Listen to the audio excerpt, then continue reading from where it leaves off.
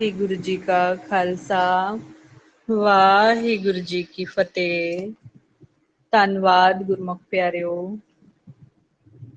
ਗੁਰੂ ਜੀ ਦੀ ਸਾਜੀ ਨਿਵਾਜੀ ਗੁਰੂ ਰੂਪ ਗੁਰੂ ਪਿਆਰੀ ਸਾਧ ਸੰਗਤ ਜੀ, ਸਾਰੇ ਗੁਰਮੁਖ ਗੁਰੂ ਸਾਹਿਬ ਜੀ ਦੀ ਬਖਸ਼ੀ ਹੋਈ ਫਤਿਹ ਪ੍ਰਵਾਨ ਕਰਨਾ ਜੀ। ਵਾਹਿਗੁਰੂ ਜੀ ਕਾ ਖਾਲਸਾ ਵਾਹਿਗੁਰੂ ਜੀ ਕੀ ਫਤਿਹ। ਗੁਰਮੁਖ ਪਿਆਰਿਓ, ਧੰਨ ਧੰਨ ਸ਼੍ਰੀ ਗੁਰੂ ਗ੍ਰੰਥ ਸਾਹਿਬ ਗੁਰਬਾਣੀ ਗੁਰੂ ਆਪਾਂ ਸਾਰੇ ਬੱਚਿਆਂ ਦਾ ਮਾਰਗ ਦਰਸ਼ਨ ਕਰ ਰਹੇ ਨੇ। ਮਾਰਗ ਦਰਸ਼ਨ ਕਰਦੇ ਹੋਏ ਸਾਨੂੰ ਇਹ ਉਪਦੇਸ਼, ਇਹ ਸੰਦੇਸ਼ ਦੇ ਰਹੇ ਨੇ, ਪ੍ਰਭ ਕਾ ਸਿਮਰਨ ਸਭ ਤੇ ਉੱਚਾ, ਪ੍ਰਭ ਕੈ ਸਿਮਰਨ ਉਦਰੇ ਮੂਚਾ। ਪ੍ਰਭ ਸਿਮਰਤ ਕਛ ਬਿਗਨ ਨ ਲਾਗੈ, ਪ੍ਰਭ ਕੈ ਸਿਮਰਨ ਅਨ ਦਿਨ ਜਾਗੈ। ਜੋ ਆਪਾਂ ਗੁਰਮੁਖ ਪਿਆਰਿਓ ਸੁਖਮਨੀ ਸਾਹਿਬ ਜੀ ਦੀ ਬਾਣੀ ਵਿੱਚ ਪੜ੍ਹਦੇ ਹਾਂ, ਸਾਨੂੰ ਮਾਲਕ ਦੇ ਸਿਮਰਨ ਬਾਰੇ ਸਾਰਾ ਕੁਝ ਦੱਸਿਆ ਗਿਆ। ਸਿਮਰਨ ਕਿਉਂ ਕਰਨਾ ਆਪਾਂ, ਤੇ ਸਿਮਰਨ ਕਰਕੇ ਸਾਨੂੰ ਕੀ ਫਾਇਦਾ ਹੁੰਦਾ ਹੈ, ਕਿਵੇਂ ਸਾਡਾ ਮਨ ਧੋਤਾ ਜਾਂਦਾ ਹੈ। ਸਭ ਤੋਂ ਉੱਤਮ ਕਾਰਜ ਹੈ ਗੁਰਮੁਖ ਪਿਆਰਿਓ ਸਾਡਾ ਇਹ, ਜੋ ਸਾਡਾ ਮਨ ਕਰਨ ਆਇਆ ਹੋਇਆ ਸੰਸਾਰ ਤੇ।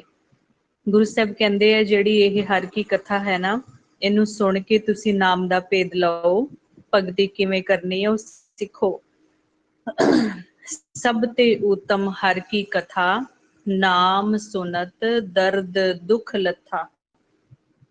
ਮਨ ਜਿਹੜਾ ਸਾਡਾ ਦੁਖੀ ਹੈ, ਜਿਹੜਾ ਹਰ ਵੇਲੇ ਟੈਨਸ਼ਨ ਵਿੱਚ, ਦੁਬਿਧਾ ਵਿੱਚ ਫਸਿਆ ਰਹਿੰਦਾ ਇੱਥੇ ਸੰਸਾਰ ਤੇ, ਕਿਸੇ ਨਾ ਕਿਸੇ ਬਾਰੇ ਕੁਛ ਨਾ ਕੁਛ ਸੋਚੀ ਜਾ ਰਿਹਾ। ਕਦੇ ਵੀ ਇਹ ਪੰਜ ਜਿਹੜੇ ਨੇ ਮਨ ਨੂੰ ਗੁਰਮੁਖ ਪਿਆਰਿਓ ਵਿਹਲਾ ਨਹੀਂ ਰਹਿਣ ਦਿੰਦੇ। ਇਹਨਾਂ ਦੀ ਪੂਰੀ ਕੋਸ਼ਿਸ਼ ਹੁੰਦੀ ਹੈ, ਇੱਕ ਸਕਿੰਟ ਲਈ ਵੀ ਇਹ ਮਨ ਨੂੰ ਵਿਹਲਾ ਨਹੀਂ ਰੱਖਦੇ। ਇੱਕ ਫੁਰਨਾ ਤੋਂ ਦੂਸਰਾ, ਦੂਸਰੇ ਤੋਂ ਤੀਸਰਾ, ਬਸ ਏਦਾਂ ਹੀ ਨਚਾਈ ਫਿਰਦੇ ਆ ਮਨ ਨੂੰ। ਕਿਉਂਕਿ ਇਹਨਾਂ ਦੀ ਮਾਲਕ ਵੱਲੋਂ ਜਿਹੜੀ ਡਿਊਟੀ ਲੱਗੀ ਹੈ ਉਹ ਇਹੀ ਹੈ, ਸਾਡੇ ਮਨ ਨੂੰ ਭਰਮ ਵਿੱਚ ਪਾ ਕੇ ਰੱਖਣਾ। ਇਹ ਸੰਸਾਰ ਜਿਹਦੇ ਵਿੱਚੋਂ ਕੁਛ ਵੀ ਅੰਤ ਸਮੇਂ ਮਨ ਨੂੰ ਹਾਸਲ ਨਹੀਂ ਹੋਣਾ, ਉਹੀ ਸਾਨੂੰ ਦਿਖਾਇਆ ਜਾ ਰਿਹਾ। ਮਨ ਦੇਖੀ ਜਾ ਰਿਹਾ ਨੇਤਰਾਂ ਵਿੱਚ ਬੈਠ ਕੇ, ਤੇ ਇੱਥੇ ਫਸ ਗਿਆ ਕਿ ਸੰਸਾਰ ਦੇ ਮੋਹ ਮਾਇਆ ਦੇ ਜਾਲ ਦੇ ਵਿੱਚ। ਮਾਤਾ ਦੇ ਗਰਭ ਦੇ ਵਿੱਚ ਮਾਲਕ ਨੇ ਸਾਰਾ ਸਮਝਾ ਕੇ ਭੇਜਿਆ ਸੀ, ਟ੍ਰੇਨਿੰਗ ਦੇ ਕੇ ਭੇਜਿਆ ਸੀ, ਪਰ ਅਸੀਂ ਇਹ ਦੇਖ ਸਕਦੇ ਹਾਂ ਗੁਰਮੁਖ ਪਿਆਰਿਓ, ਸਾਨੂੰ ਕੁਛ ਵੀ ਯਾਦ ਨਹੀਂ ਹੈ। ਉੱਥੇ ਸਾਨੂੰ 9 ਮਹੀਨੇ ਕਿਉਂ ਰੱਖਿਆ ਗਿਆ ਸੀ ਮਾਤਾ ਦੇ ਗਰਭ ਵਿੱਚ? ਮਾਲਕ ਨੇ ਨਾਲ ਨਾਲ ਸਾਨੂੰ ਇਹ ਵੀ ਉੱਥੇ ਸੋਝੀ ਦਿੱਤੀ ਸੀ, ਟ੍ਰੇਨਿੰਗ ਦਿੱਤੀ ਸੀ ਕਿ ਜਦੋਂ ਤੁਸੀਂ ਮਾਇਆ ਦੇ ਗਰਭ ਵਿੱਚ ਜਾਣਾ ਹੈ, ਮਾਇਆ ਦੇ ਦੇਸ਼ ਵਿੱਚ ਜਾਣਾ ਹੈ, ਤੁਸੀਂ ਕਿਵੇਂ ਬਚਣਾ ਹੈ ਮੈਲ ਲੱਗਣ ਤੋਂ, ਕਿਵੇਂ ਇਸ ਜਾਲ ਦੇ ਵਿੱਚ, ਮਾਇਆ ਦੇ ਜਾਲ ਤੋਂ ਬਚਣਾ ਹੈ। ਪਰ ਸਾਨੂੰ ਤਾਂ ਕੁਛ ਵੀ ਯਾਦ ਨਹੀਂ ਹੈ, ਕਿਉਂਕਿ ਜਿਉਂ ਹੀ ਮਨ ਬੱਚਾ ਇੱਧਰ ਆਇਆ, ਮਾਇਆ ਦੇ ਦੇਸ਼ ਵਿੱਚ ਪਾਉਣ ਦੇ ਵਿੱਚ ਮਿਲਿਆ, ਨਾਲ ਹੀ ਗੁਰਮੁਖ ਪਿਆਰਿਓ ਸਭ ਕੁਛ ਪਿਛੋਕੜ ਭੁਲਾ ਦਿੱਤਾ ਗਿਆ ਇਸਨੂੰ। ਤੇ ਹੌਲੀ ਹੌਲੀ ਜਿਵੇਂ ਬੱਚਾ ਵੱਡਾ ਹੋਇਆ, ਪਹਿਲਾਂ ਆਪਾਂ ਉਹ ਸਾਡੇ ਘਰ ਦੇ ਮੈਂਬਰਾਂ ਨੂੰ, ਜਿਹੜੇ ਆਪਣੇ ਮੈਂਬਰ ਹੁੰਦੇ ਨੇ, ਸਭ ਤੋਂ ਪਹਿਲਾਂ ਮਾਤਾ ਨੂੰ ਦੇਖਦਾ ਹੈ, ਪਿਤਾ ਨੂੰ ਦੇਖਦਾ ਹੈ।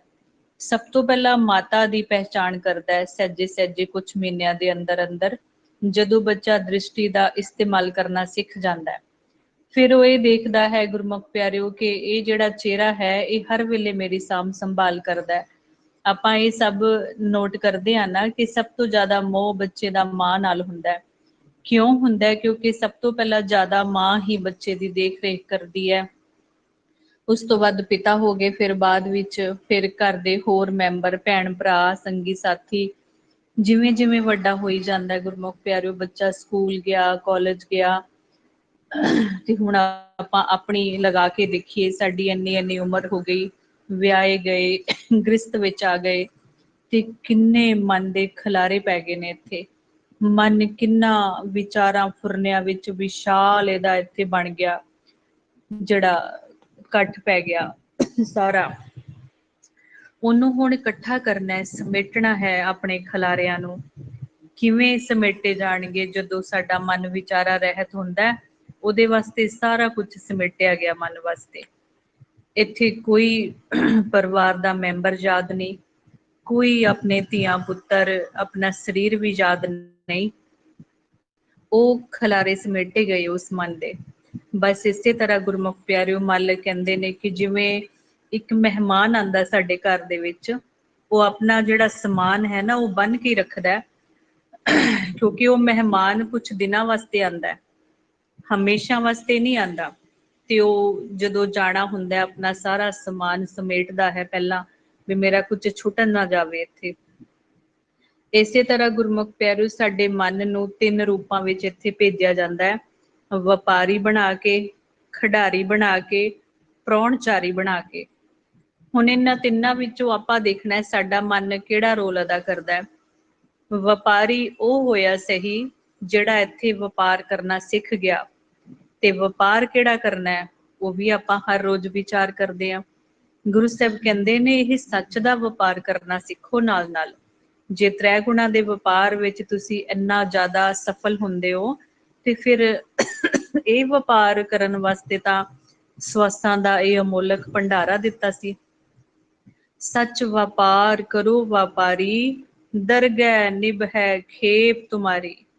ਦਰਗਾਹ ਵਿੱਚ ਜੇ ਤੁਸੀਂ ਚਾਹੁੰਦੇ ਹੋ ਮੇਰੀ ਨਿਭ ਜਾਏ, ਦਰਗਾਹ ਵਿੱਚ ਜਗ੍ਹਾ ਮਿਲ ਜਾਏ ਮੈਨੂੰ, ਆਪਣੇ ਘਰ ਸ਼ਰਨ ਮਿਲ ਜਾਏ ਮੈਨੂੰ, ਤੇ ਫਿਰ ਸੱਚਾ ਵਪਾਰ ਇਹੀ ਹੈ, ਸੰਗਤ ਵਿੱਚ ਬੈਠ ਕੇ ਆਪਣੇ ਇਸ ਸਵਾਸਾਂ ਨੂੰ ਸਫਲਾ ਕਰਨਾ ਹੈ, ਪਿਤਾ ਦੀ ਯਾਦ ਵਿੱਚ ਜੁੜ ਕੇ। ਬੜੇ ਹੀ ਪਿਆਰ ਨਾਲ ਗੁਰਮੁਖ ਪਿਆਰਿਓ ਆਪਾਂ ਇਸ ਖੇਡ ਨੂੰ ਸਮਝਣਾ ਹੁੰਦਾ ਹੈ, ਸਹਿਜ ਵਿੱਚ ਬੈਠ ਕੇ ਵਿਚਾਰਾਂ ਰਹਿਤ ਹੋ ਕੇ ਆਪਣੇ ਮਨ ਨੂੰ ਸਮਝਾਉਣਾ। ਮਨ ਇੱਥੇ ਸੰਸਾਰ ਤੇ ਕਿਵੇਂ ਬਚ ਸਕਦਾ ਹੈ ਮਾਇਆ ਦੇ ਜਾਲ ਤੋਂ। ਇਹ ਮਾਇਆ ਵੀ ਗੁਰਮੁਖ ਪਿਆਰਿਓ ਸਾਨੂੰ ਪਤਾ ਲੱਗ ਗਿਆ 2 ਤਰ੍ਹਾਂ ਦੀ ਹੈ, ਜਿਹੜੀ ਬਾਹਰੋਂ ਦਿਸਦੀ ਹੈ ਦ੍ਰਿਸ਼ਟਮਾਨ ਮਾਇਆ, ਇੱਕ ਸਾਡੇ ਵਿਚਾਰ ਫੁਰਨੇ ਮਾਇਆ ਨੇ। ਇਹਨਾਂ ਨੂੰ ਕੱਟਣਾ ਹੈ ਆਪਾਂ। ਮਨ 3 ਤਰੀਕਿਆਂ ਨਾਲ ਸੰਸਾਰ ਤੇ ਆਇਆ, ਤੇ ਇਹ ਖੇਡ ਵੀ ਗੁਰਮੁਖ ਪਿਆਰਿਓ ਖਿਡਾਰੀ ਵੀ ਕੋਈ ਵਿਰਲਾ ਬਣਿਆ ਜਿਸ ਨੂੰ ਇਹ ਖੇਡ ਖੇਡਣਾ ਆਇਆ। ਜਿਹੜੇ ਗੁਰਮੁਖ ਬੱਚੇ ਨੇ, ਜਿਹੜੇ ਸੱਚ ਦੀ ਸੰਗਤ ਵਿੱਚ ਬੈਠ ਕੇ ਭੇਦ ਲੈ ਲੈਂਦੇ ਨੇ ਪਹਿਲਾਂ ਸੱਚ ਦਾ, ਉਹਨਾਂ ਨੂੰ ਫਿਰ ਖੇਡ ਖੇਡਣਾ ਆਇਆ। ਉਹ ਫਿਰ ਪੰਜਾਂ ਨਾਲ ਇਹ ਖੇਡ ਖੇਡਦੇ ਨੇ। ਪੰਜਾਂ ਨਾਲ ਸਾਡਾ ਖੇਡ ਚੱਲ ਰਿਹਾ ਨਾ, ਤੇ ਖੇਡ ਹਮੇਸ਼ਾ 2 ਟੀਮਾਂ ਵਿੱਚ ਹੁੰਦਾ, ਤੇ ਅੰਤ ਵਿੱਚ ਤਾਂ ਹੀ ਫਿਰ ਹਾਰ ਤੇ ਜਿੱਤ ਦਾ ਪਤਾ ਲੱਗਦਾ, ਕੌਣ ਜਿੱਤਿਆ ਤੇ ਕੌਣ ਹਾਰਿਆ। ਇਕੱਲਾ ਬੰਦਾ ਨਹੀਂ ਖੇਡ ਖੇਡ ਸਕਦਾ ਨਾ। ਇਸੇ ਤਰ੍ਹਾਂ ਸਾਨੂੰ ਮਾਲਕ ਨੇ ਇੱਥੇ ਖਿਡਾਰੀ ਬਣਾ ਕੇ ਸਾਡੇ ਮਨ ਨੂੰ ਭੇਜਿਆ। ਇਹਦੀ ਐਂਟੀ ਟੀਮ ਬਣਾਈ ਹੈ 5 ਜਿਹੜੇ ਨੇ, ਕਾਲ ਨੂੰ ਬਣਾਇਆ ਐਂਟੀ ਟੀਮ, ਤੇ ਉਹਨੇ ਅੱਗੋਂ ਆਪਣੇ 5 ਨੌਕਰ ਰੱਖੇ ਹੋਏ ਨੇ ਕਾਲ ਨੇ, ਜਿਹੜੇ ਮਨ ਨੂੰ ਹਰ ਵੇਲੇ ਆਪਣੇ ਜਾਲ ਵਿੱਚ ਫਸਾਉਣ ਦੀ ਕੋਸ਼ਿਸ਼ ਕਰਦੇ ਨੇ, ਕਿਤੇ ਇਹ ਆਪਣੇ ਘਰ ਦਾ ਰਸਤਾ ਨਾ ਲੱਭ ਲਵੇ, ਕਿਤੇ ਇਹ ਪਿਤਾ ਦੀ ਆਵਾਜ਼ ਨੂੰ ਨਾ ਸੁਣ ਲਵੇ। ਜਦੋਂ ਆਪਾਂ ਬੈਠਣਾ ਹੁੰਦਾ, ਇਹਨਾਂ ਨੇ ਜ਼ਰੂਰ ਕੋਈ ਨਾ ਕੋਈ ਆਪਣਾ ਜਾਲ ਵਿਛਾਣਾ ਹੁੰਦਾ, ਤੇ ਜਾਲ ਗੁਰਮੁਖ ਪਿਆਰਿਓ ਦਿਸਦਾ ਨਹੀਂ ਹੈ, ਮਹਿਸੂਸ ਹੁੰਦਾ ਹੈ। ਕੁਛ ਨਾ ਕੁਛ ਸਾਨੂੰ ਯਾਦ ਆ ਜਾਏਗਾ, ਉਹ ਕੰਮ ਰਹਿ ਗਿਆ, ਕੁਛ ਨਾ ਕੁਛ ਮਨ ਵਿੱਚ ਫੁਰਨਾ ਲਿਆ ਦੇਣਗੇ ਕਿ ਮਨ ਇਕਾਗਰ ਨਾ ਹੋ ਪਾਵੇ। ਪਰ ਆਪਾਂ ਜਦੋਂ ਸ਼ਬਦ ਦਾ ਪੂਰੀ ਤਰ੍ਹਾਂ ਧਿਆਨ ਲਗਾ ਕੇ ਅਭਿਆਸ ਕਰਾਂਗੇ, ਤੇ ਆਪਣੇ ਆਪ ਇਹਨਾਂ ਦਾ ਜਿਹੜਾ ਜ਼ੋਰ ਹੈ ਉਹ ਘਟ ਜਾਏਗਾ। ਜਦੋਂ ਆਪਾਂ ਸ਼ਬਦ ਦੇ ਨਾਲ ਲਿਵ ਜੋੜਨ ਦਾ ਤਰੀਕਾ ਸਿੱਖ ਲਿਆ, ਤੇ ਹੁਣ ਆਪਾਂ ਰੋਜ਼ ਤਰੀਕਾ ਹੀ ਸਿੱਖ ਰਹੇ ਹਾਂ, ਸਹਿਜੇ ਸਹਿਜੇ ਆਪਣੇ ਆਪ ਫਿਰ ਵਿਚਾਰ ਫੁਰਨੇ ਡੈਡ ਹੋ ਜਾਂਦੇ ਨੇ, ਖਤਮ ਹੋ ਜਾਂਦੇ ਨੇ, ਜਦੋਂ ਸਾਡਾ ਮਨ ਵਾਹਿਗੁਰੂ ਗੁਰਮੰਤਰ ਦੀ ਧੁਨ ਦੇ ਵਿੱਚ ਜੁੜ ਜਾਂਦਾ। ਉੱਥੇ ਜੁੜਨ ਵਾਸਤੇ ਆਪਾਂ ਆਪਣੇ ਸਰੀਰ ਨੂੰ ਬਿਲਕੁਲ ਛੱਡ ਦੇਣਾ ਹੁੰਦਾ ਢਿੱਲਾ, ਕਿਉਂਕਿ ਇਹ ਸਰੀਰ ਵੀ ਗੁਰਮੁਖ ਪਿਆਰਿਓ ਸਾਨੂੰ ਇਹ ਖੇਡ ਖੇਡਣ ਵਾਸਤੇ ਮਾਇਆ ਦੇ ਦੇਸ਼ ਵਿੱਚ ਮਿਲਿਆ, ਤੇ ਇਹ ਵੀ ਮਾਇਆ ਦੇ ਦੇਸ਼ ਵਿੱਚ ਹੀ ਅੰਤ ਸਮੇਂ ਛੁੱਟ ਜਾਂਦਾ ਹੈ। ਮਨ ਨੂੰ ਇੱਧਰ ਹੀ ਇਹ ਮਿਲਿਆ ਤੇ ਇੱਧਰ ਹੀ ਛੁੱਟ ਜਾਣਾ ਹੈ, ਨਾਲ ਨਹੀਂ ਜਾਣਾ। ਜਦੋਂ ਤੱਕ ਸਵਾਸਾਂ ਦਾ ਧਨ ਹੈ ਉਦੋਂ ਤੱਕ ਇਹ ਸਾਡੇ ਨਾਲ ਰਹੇਗਾ, ਮਨ ਦੇ ਨਾਲ। ਜਦੋਂ ਸਵਾਸਾਂ ਦਾ ਧਨ ਖਤਮ ਹੋ ਗਿਆ, ਇਸ ਨੂੰ ਛੱਡ ਕੇ ਜਾਣਾ ਹੈ ਮਨ ਨੇ। ਤੇ ਇਸ ਲਈ ਗੁਰਬਾਣੀ ਗੁਰੂ ਦੱਸ ਰਹੇ ਨੇ, ਇਹ ਸਰੀਰ ਸਭ ਮੂਲ ਹੈ ਮਾਇਆ, ਦੂਜੇ ਪਾਏ ਭਰਮ ਭੁਲਾਇਆ। ਮਾਇਆ ਦੇ ਦੇਸ਼ ਵਿੱਚ ਆਂਦਾ ਸਰੀਰ, ਤੇ ਆਪਾਂ ਰੋਜ਼ ਇਹੀ ਵਿਚਾਰ ਕਰਦੇ ਆ ਨਾ, ਪ੍ਰੈਕਟੀਕਲ ਕਰਦੇ ਆ, ਇਹਨੂੰ ਛੱਡਣਾ ਹੈ, ਇਹਨੂੰ ਛੱਡ ਕੇ ਹੀ ਕਾਲ ਦੇ ਏਰੀਏ ਵਿੱਚੋਂ ਨਿਕਲਿਆ ਜਾਣਾ। ਜਿਹੜੇ ਗੁਰਮੁਖ ਹਾਲੇ ਪੂਰੀ ਤਰ੍ਹਾਂ ਪ੍ਰੋਪਰ ਖੇਡ ਨੂੰ ਨਹੀਂ ਸਮਝੇ, ਨਵੇਂ ਗੁਰਮੁਖ ਨੇ ਜਿਹੜੇ ਆਪਣੇ ਭੈਣ ਭਰਾ, ਉਹਨਾਂ ਨੂੰ ਵੀ ਇਹ ਪਤਾ ਹੋਣਾ ਚਾਹੀਦਾ, ਸਾਰੇ ਬੱਚਿਆਂ ਨੂੰ, ਕਿ ਇਹ ਸਰੀਰ ਜਿਹੜਾ ਹੈ, ਜਦੋਂ ਤੱਕ ਸਾਡਾ ਮਨ ਇਹਦੇ ਨਾਲ ਜੁੜਿਆ ਰਹੇਗਾ ਨਾ, ਉਦੋਂ ਤੱਕ ਵਿਚਾਰ ਫੁਰਨੇ ਖਤਮ ਹੋਣੇ ਹੀ ਨਹੀਂ ਹੈ। ਗੁਰਮੁਖ ਪਿਆਰਿਓ, ਸਿਮਰਨ ਕਰਦਿਆਂ ਆਪਾਂ ਸਰੀਰ ਨੂੰ ਬਿਲਕੁਲ ਹਿਲਾਣਾ ਨਹੀਂ ਹੁੰਦਾ, ਬਿਲਕੁਲ ਇਹਨੂੰ ਢਿੱਲਾ ਛੱਡ ਦੇਣਾ। ਜਿਵੇਂ ਰਾਤ ਨੂੰ ਸੌਣ ਲੱਗਿਆ ਆਪਾਂ ਛੱਡ ਦਿੰਨੇ ਨਾ ਇਹਨੂੰ, ਤੇ ਕੁਝ ਮਿੰਟਾਂ ਵਿੱਚ ਸਾਨੂੰ ਨੀਂਦ ਆ ਜਾਂਦੀ ਹੈ। ਇਸੇ ਤਰ੍ਹਾਂ ਸਿਮਰਨ ਕਰਨ ਲੱਗੇ ਵੀ ਇਹਨੂੰ ਬਿਲਕੁਲ ਸੁਖਾਲਾ ਕਰਕੇ ਬਿਠਾ ਲੈਣਾ, ਜਿਵੇਂ ਆਪਣੇ ਸਰੀਰ ਦੇ ਮੁਤਾਬਿਕ ਸਾਨੂੰ ਸੌਖਾ ਮਹਿਸੂਸ ਹੁੰਦਾ ਹੈ। ਕਿਉਂਕਿ ਸਰੀਰ ਵਿੱਚ ਅਗਰ ਕਿਧਰੇ ਦਰਦ ਹੋਇਆ, ਕਿਧਰੇ ਅਕੜਾ ਕੇ ਰੱਖਿਆ ਹੋਇਆ, ਤੇ ਫਿਰ ਗੁਰਮੁਖ ਪਿਆਰਿਓ ਮਨ ਨਹੀਂ ਟਿਕੇਗਾ ਕਦੇ ਵੀ, ਉਹ ਦਰਦ ਵੱਲ ਚਲਾ ਜਾਏਗਾ ਧਿਆਨ। ਇਸ ਲਈ ਆਪਾਂ ਗੁਰਮੁਖ ਪਿਆਰਿਓ ਆਪਣੇ ਮਨ ਨੂੰ ਸਹਿਜੇ ਸਹਿਜੇ ਇਹਨਾਂ ਬਰੀਕੀਆਂ ਦੇ ਵਿੱਚ ਸਮਝਾਉਣਾ ਹੈ, ਕਿ ਸਾਨੂੰ ਸ਼ੁਰੂਆਤ ਵਾਲੀਆਂ ਪਹਿਲਾਂ ਬਰੀਕੀਆਂ ਸਮਝ ਆਣ, ਮਨ ਮੰਨ ਜਾਵੇ ਸਾਡਾ। ਸਿਮਰਨ ਕਰਨ ਦਾ ਗੁਰਮਤ ਅਨੁਸਾਰ ਸਹੀ ਤਰੀਕਾ ਕੀ ਹੈ, ਆਪਾਂ ਰੋਜ਼ ਸਿੱਖ ਰਹੇ ਹਾਂ ਹੁਣ ਸਾਰੇ ਬੱਚੇ। ਮਨ ਜਿਵੇਂ ਜਿਵੇਂ ਸ਼ਬਦ ਦੇ ਨਾਲ ਪਕੜ ਬਣਾਏਗਾ, ਸੁਣੇਗਾ, ਤੇ ਸੁਣ ਸੁਣ ਕੇ ਗੁਰਮੁਖ ਪਿਆਰਿਓ ਦਾ ਪਿਆਰ ਵਧੇਗਾ ਮਾਲਕ ਦੇ ਪ੍ਰਤੀ, ਜਦੋਂ ਵਿਚਾਰਾਂ ਰਹਿਤ ਹੋਈ ਜਾਏਗਾ। ਵਿਚਾਰਾਂ ਰਹਿਤ ਆਪਣੀ ਸਮਝ ਸਿਆਣਪ ਨਾਲ ਨਹੀਂ ਆਪਾਂ ਕਦੇ ਵੀ ਹੋ ਸਕਦੇ, ਸਾਨੂੰ ਮਾਲਕ ਦਾ ਓਟ ਆਸਰਾ ਲੈਣਾ ਪੈਣਾ ਹੈ, ਸ਼ਬਦ ਦਾ ਸਹਾਰਾ ਲੈਣਾ ਪਏਗਾ, ਉਹੀ ਆਪਾਂ ਸਿੱਖ ਰਹੇ ਹਾਂ। ਇੱਕੋ ਇੱਕ ਸ਼ਬਦ ਹੈ ਗੁਰਮੁਖ ਪਿਆਰਿਓ, ਜਿਹਨੂੰ ਪਕੜ ਕੇ ਸਾਡਾ ਮਨ ਆਪਣੇ ਘਰ ਨੂੰ ਜਾ ਸਕਦਾ, ਹੋਰ ਕੋਈ ਤਰੀਕਾ ਹੀ ਨਹੀਂ ਦੱਸਿਆ ਹੋਇਆ ਗੁਰਬਾਣੀ ਗੁਰੂ ਦੇ ਅੰਦਰ। ਸ਼ੁਰੂਆਤ ਵਿੱਚ ਆਪਾਂ ਆਪਣੇ ਸਵਾਸਾਂ ਵਿੱਚ ਉਤਰਨਾ ਹੁੰਦਾ ਹੈ, ਜਿੱਥੇ ਆਪਾਂ ਆਪਣੀ ਨੀਂਹ ਪੱਕੀ ਕਰਨੀ ਹੈ, ਬੇਸ ਪੱਕਾ ਕਰਨਾ ਹੈ। ਕੁਝ ਮਹੀਨੇ, ਕੁਝ ਸਾਲ ਆਪਾਂ ਆਪਣੇ ਸਵਾਸਾਂ ਵਿੱਚ ਧਿਆਨ ਲਗਾ ਲਗਾ ਕੇ ਜਦੋਂ ਸਿਮਰਨ ਕਰ ਲਿਆ ਨਾ, ਫਿਰ ਆਪਣੇ ਆਪ ਮਨ, ਧਿਆਨ ਦਾ ਖੇਡ ਹੈ ਸਾਰਾ, ਧਿਆਨ ਆਪਣੇ ਆਪ ਫਿਰ ਸਵਾਸਾਂ ਵੱਲ ਜਾਏਗਾ, ਤੇ ਆਪਣਾ ਹਿਸਾਬ ਵੀ ਸਵਾਸਾਂ ਦਾ ਹੀ ਹੋਣਾ ਹੈ। ਗੁਰਮੁਖ ਪਿਆਰਿਓ, ਇਹ ਵੀ ਸਾਨੂੰ ਸਾਰਿਆਂ ਨੂੰ ਹੁਣ ਪਤਾ ਲੱਗ ਰਿਹਾ ਨਾ, ਇੱਕ ਇੱਕ ਸਵਾਸ ਦਾ ਬੜੀ ਬਰੀਕੀ ਵਿੱਚ ਹਿਸਾਬ ਹੋਣਾ, ਜਿਹੜਾ ਧਰਮਰਾਜ ਨੇ ਲੇਖਾ ਮੰਗਣਾ ਸਾਡੇ ਕੋਲੋਂ। ਤੇ ਜਦੋਂ ਆਪਾਂ ਇਸ ਤਰ੍ਹਾਂ ਬਰੀਕੀਆਂ ਨੂੰ ਸਿੱਖਿਆ ਹੋਏਗਾ, ਜਦੋਂ ਆਪਾਂ ਸਵਾਸਾਂ ਵਿੱਚ ਧਿਆਨ ਲਗਾ ਕੇ ਆਪਣਾ ਧਿਆਨ ਪਰਪੱਕ ਕੀਤਾ ਹੋਏਗਾ, ਤੇ ਫਿਰ ਆਪਣੇ ਆਪ ਸਾਡਾ ਧਿਆਨ ਅੰਤ ਸਮੇਂ ਵੀ ਜਾਏਗਾ ਉਸ ਪਾਸੇ, ਜਿੱਧਰ ਸਭ ਤੋਂ ਜ਼ਿਆਦਾ ਧਿਆਨ ਲਗਾਇਆ, ਅੰਤ ਸਮੇਂ ਵੀ ਆਪਣੀ ਸੁਰਤੀ ਉਧਰ ਨੂੰ ਹੀ ਜਾਏਗੀ। ਇਸੇ ਲਈ ਗੁਰੂ ਸਾਹਿਬ ਸਾਨੂੰ ਬਾਰੰਬਾਰ ਜਪਣ ਵਾਸਤੇ ਕਹਿ ਰਹੇ ਨੇ। ਜਦੋਂ ਤੁਹਾਨੂੰ ਯਾਦ ਆਉਂਦੀ ਹੈ ਫੁਰਨਾਨ ਪਿਤਾ ਦਾ, ਉਦੋਂ ਤੁਸੀਂ ਜ਼ਰੂਰ ਅੰਤਰਗਤ ਹੋ ਕੇ ਦੇਖੋ, ਇਹ ਫੁਰਨਾ ਵੀ ਸਾਨੂੰ ਮਾਲਕ ਹੀ ਬਣਾਉਂਦੇ ਨੇ, ਉਦੋਂ ਮਾਲਕ ਵੀ ਸਾਨੂੰ ਯਾਦ ਕਰ ਰਹੇ ਹੁੰਦੇ ਆ ਗੁਰਮੁਖ ਪਿਆਰਿਓ। ਜਦੋਂ ਸਾਨੂੰ ਫੁਰਨਾ ਆਉਂਦਾ ਨਾ, ਉਦੋਂ ਮਾਲਕ ਵੀ ਚੇਤੇ ਕਰਦੇ ਆ ਸਾਨੂੰ, ਕਿ ਬੱਚੇ ਹੁਣ ਥੋੜੀ ਦੇਰ ਅੰਤਰਗਤ ਹੋ ਕੇ ਮੈਨੂੰ ਪਿਆਰ ਕਰ ਲੈ, ਸ਼ਬਦ ਨਾਲ ਪਿਆਰ ਪਾ ਲੈ। ਇਹਨਾਂ ਗੱਲਾਂ ਤੋਂ ਗੁਰਮੁਖ ਪਿਆਰਿਓ ਪਿਆਰ ਪੈਣਾ ਸਾਡਾ, ਅਸੀਂ ਇਗਨੋਰ ਕਰ ਦਿੰਨੇ ਆ ਕਈ ਵਾਰ ਉਸ ਫੁਰਨੇ ਨੂੰ, ਪਰ ਬਹੁਤ ਸੂਖਮ ਭੇਦ ਹੈ ਮਾਲਕ ਦਾ, ਪਿਆਰ ਇੱਥੋਂ ਹੀ ਪੈਣਾ ਏ। ਸਾਨੂੰ ਪਤਾ ਲੱਗੇ ਮਨ ਦਾ ਖੇਡ ਕਿਵੇਂ ਚੱਲਦਾ ਸਾਡਾ, ਇਵੇਂ ਇਵੇਂ ਆਪਾਂ ਜਿਵੇਂ ਜਿਵੇਂ ਚੱਲੀ ਜਾਵਾਂਗੇ, ਥੋੜਾ ਥੋੜਾ ਕਰਕੇ ਪਿਆਰ ਵਧਾਵਾਂਗੇ, ਫਿਰ ਇੱਕ ਦਿਨ ਐਸਾ ਆਏਗਾ ਖੁਮਾਰੀ ਵਿੱਚ ਮਨ ਜਾਏਗਾ, ਸਾਰਾ ਇੱਧਰਲਾ ਭੁੱਲ ਜਾ ਕਰੇਗਾ ਸਾਨੂੰ ਜਲਦੀ ਜਲਦੀ, ਜਦੋਂ ਸ਼ਬਦ ਨਾਲ ਪਿਆਰ ਪੈ ਗਿਆ। ਸਭ ਤੋਂ ਵੱਡੀ ਗੱਲ ਹੈ ਸ਼ਬਦ ਦੇ ਵਿੱਚ ਲੀਨ ਹੋਣਾ ਸਾਨੂੰ ਆ ਜਾਵੇ। ਉਹਦੇ ਵਾਸਤੇ ਆਪਾਂ ਰੋਜ਼ ਬਾਰ-ਬਾਰ ਸਿੱਖ ਰਹੇ ਹਾਂ। ਸੁੱਤਾ ਹੋਇਆ ਮਨ ਸਾਡਾ ਜਿਹੜਾ, ਉਹ ਗਿਆਨ ਦੁਆਰਾ ਹੀ ਜਾਗੇਗਾ ਹੌਲੀ ਹੌਲੀ। ਤੇ ਹੁਣ ਆਪਾਂ ਗੁਰਮੁਖ ਪਿਆਰਿਓ ਸਾਰੇ ਬੱਚੇ ਰੋਜ਼ ਆਪਣੇ ਸਵਾਸਾਂ ਵਿੱਚ ਆਪਣੀ ਨੀਂਹ ਪੱਕੀ ਕਰ ਰਹੇ ਆ।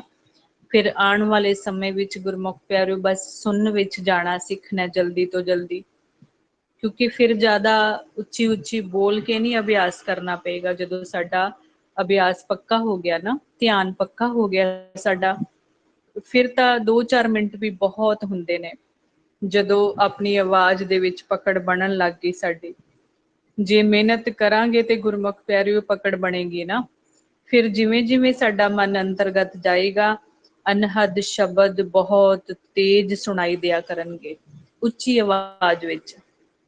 ते वो फिर 24 घंटे सुनते हैं गुरमुख प्यारिओ। काम कार करदे भी पिता दी आवाज फिर सानू सुनाई देगी। ये मेहनत ते और प्यार ते खड़ा है सारा खेड। यही सच्चा व्यापार करन वास्ते मालिक ने भेजा। मन खिडारी बन के आया, प्राणचारी बन के आया, व्यापारी बन के आया। असी देखना है साडा मन किहड़ा रोल अदा कर रहा है।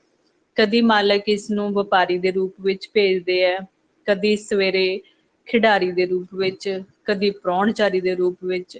साडा मन कदी किस तरह दे फुरने लैंदा है, कदी मन दे विच इस तरह हुंदा है कि सब कुछ इत्थे ही छड्ड छुडा के जाना है। फिर पकड़ खत्म हो जाती है संसार दीयां सारियां वस्तुआं दी। इस शरीर की पकड़ भी नहीं रखनी गुरमुख प्यारिओ, इनू भी सकिंटां दे विच छड्डना सीखना आपां। अंत समय ये सुखाला ही छड्डिया जावे। मनमुख बच्चे का जदों अंत वाला समा आंदा है, बहुत ज़्यादा औखा हुंदा, भयानक समा उस बच्चे लई। क्योंकि शरीर दे नाल इन्ना मोह पाया होया है, सुरती रोमां विच बुरी तरह फसी हुई है। ते आपां सुरती नूं पहले ही अलग करना सिੱਖਿਆ होया है। सामने सुन विच सुरती दा आसन लवाने आ ना आपां, वो फिर तां ही तां सौखा होएगा। गुरमुखां दा जिहड़ा मरना है ना, बड़ा सुखाला हुंदा है। मनमुख नूं तां अंत समय इस तरह हुंदा है जिवें कोई कंढियां दे उपर घसीट रिहा हुंदा है ना, इस तरह सुरती निकलदी है उस बच्चे दी। ते आपां इदां नहीं होना। असी पहलां ही सुरती नूं मन नूं अलग करके शरीर नूं छड्डना सीख लैणा, ताकि अंत समय सानू सीधा अपने मालक दे विच मालक मिला लैण, अपना मिलाप बख्शण सानू। यही मंग होवे साडे सारे बच्चों दी। हर रोज़ आपां गुरमुख प्यारिओ इस मंग बारे विचार करदे हां। साडी इत्थे होर कोई दूजी मंग नहीं होनी चाहिदी, क्योंकि मनुखा दे ही सिर्फ मिली ही मिलाप वास्ते है। अगर मिलाप ना हो सकिया, फिर दोबारा टेढ़ियां मेढ़ियां जूनां दे विच मन नूं भेज देना दिता जाएगा। फिर की करांगे आपां? इहो जिहा मौका बार बार नहीं मिलना जो हुण सानू इस समय मिलिया होया ना। क्योंकि जिवें जिवें कलयुग दा प्रभाव बाहर वध रहा ना संसार ते, तिवें तिवें मालक ने अपना खजाना भी खोल दिता सारा। ये सिर्फ कलयुग विच ही खोलिया मालक ने। गुरु साहब दसदे ने इस बारे, सारा भेद दे रहे ने कि यह जिहड़ा हुण कलयुग आया, इहदे विच तुसीं नाम दा बीज बीज लो, ताकि मालक नूं मिलिया जावे। नाम बारे भेद मिलिया है ते गुरमुख प्यारिओ, फिर बीजना साडी यही कोशिश होनी चाहिदी है। आपां मन दे विच खेत दे जिहड़ा मन दा खेत है, इहदे विच नाम दा बीज पा लईए। अग्गों जाके फिर प्रफुल्लत होएगा, फिर फल लगणगे, फिर उही मिलाप दा साडा जरिया है। उहदे वास्ते गुरमुख प्यारिओ आपां सारे बच्चिआं ने प्रैक्टिकल करना है। जिहड़े जिहड़े बच्चे रोज़ अपनी धुन दे विच ध्यान लगा के सिमरन करन दी कोशिश करदे है, वो जरूर अगे वधणगे। क्योंकि आपां तरीका सीख लिया, रोज़ सीख भी रहे हैं। नवे बच्चे जिहड़े गुरमुख अपने नाल इस संगत विच जुड़दे ने, उन्हां नूं भी आपां रोज़ नाल नाल लैके चलना हुंदा है। इसलिए हर रोज़ शुरू तो लैके एंड तक दा सानू रिपीट करना पैंदा है। ते सानू आप नूं भी लोड़ है रोज़ जदों बैठना, स्टैप बाय स्टैप ही अगे जाना है। एक होर पॉइंट गुरमुख प्यारिओ, चाहे साडी प्रकाश दी अवस्था भी बन जावे, पर आपां हमेशा वाहिगुरु गुरमंत्र शब्द नूं बोल के ही शुरू करना अपना ध्यान। क्योंकि साडा ध्यान इत्थे बिखरिया हुंदा जदों आपां कंमां कारां विच हुंदे आ, दृष्टमन ड्यूटियां कर रहे हुंदे आ। ਉਹਨੂੰ ਪਹਿਲਾਂ ਇਕਾਗਰ ਕਰਨ ਵਾਸਤੇ ਜ਼ਰੂਰ ਵਾਹਿਗੁਰੂ ਗੁਰਮੰਤਰ ਦਾ ਸਹਾਰਾ ਲੈਣਾ ਹੈ। ਉਹ ਆਪਾਂ ਚੈੱਕ ਕਰ ਲੈਣਾ ਆਪਣੇ ਮਨ ਦੀ ਅਵਸਥਾ ਮੁਤਾਬਿਕ, ਮੈਨੂੰ ਕਿੰਨੇ ਕੁ ਮਿੰਟਾਂ ਵਿੱਚ ਸਹਿਜ ਬਣ ਗਿਆ। ਇਹ ਕਈ ਵਾਰ ਜ਼ਰੂਰੀ ਨਹੀਂ ਹੈ ਕਿ ਅਸੀਂ ਆਪਣਾ ਪੱਕਾ ਟਾਈਮ ਫਿਕਸ ਕਰ ਲਿਆ। ਕਈ ਵਾਰ ਫੁਰਨੇ ਬਹੁਤ ਜ਼ਿਆਦਾ ਵਧੇ ਹੁੰਦੇ ਨੇ, ਕਈ ਵਾਰ ਮਨ ਇੰਨਾ ਸਹਿਜ ਵਿੱਚ ਹੁੰਦਾ ਹੈ, ਬੈਠਦਿਆਂ ਸਾਰ ਹੀ ਜੁੜ ਜਾਂਦਾ ਹੈ। ਸਾਨੂੰ ਨਿਸ਼ਾਨੀ ਪਤਾ ਹੋਣੀ ਚਾਹੀਦੀ ਹੈ ਮਨ ਦੇ ਸਹਿਜ ਦੀ ਨਿਸ਼ਾਨੀ ਕੀ ਹੈ। ਮਨ ਇਕਾਗਰ ਹੋ ਗਿਆ, ਸਾਡਾ ਆਪਣੇ ਆਪ ਬਾਹਰੋਂ ਸਰੀਰ ਢਿੱਲਾ ਪੈ ਜਾਏਗਾ।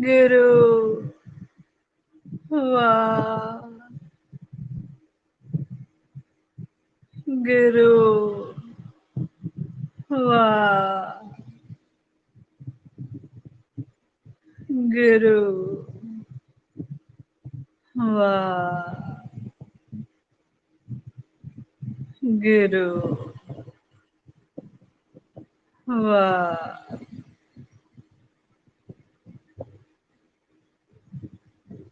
ਗੁਰੂ ਵਾਹ ਗੁਰੂ ਵਾਹ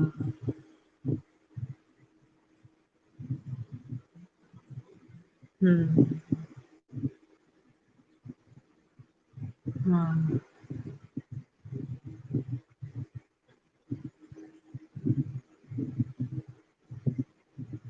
ਹਮ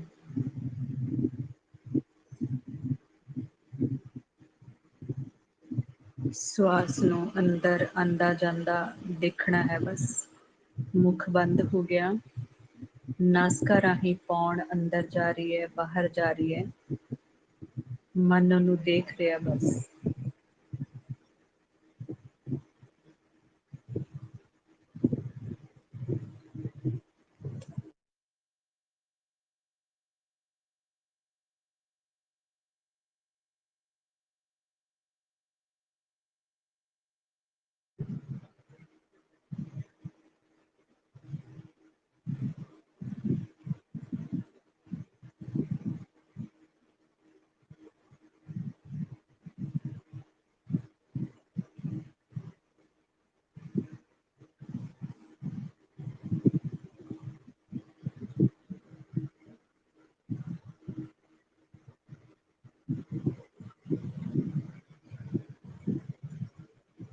ਗੁਰਮੁਖ ਪਿਆਰਿਓ, ਜਦੋਂ ਇਸ ਤਰ੍ਹਾਂ ਮਨ ਪਵਨ ਰੂਪ ਹੋ ਜਾਂਦਾ ਹੈ, ਪੌਣ ਦੇ ਵਿੱਚ ਜਦੋਂ ਧਿਆਨ ਰੱਖਦੇ ਹਾਂ, ਮਨ ਪਵਨ ਦਾ ਹੀ ਰੂਪ ਹੋ ਗਿਆ ਤੇ ਫਿਰ ਪੌਣ ਤੋਂ ਵੀ ਉੱਪਰ ਉੱਠ ਗਿਆ।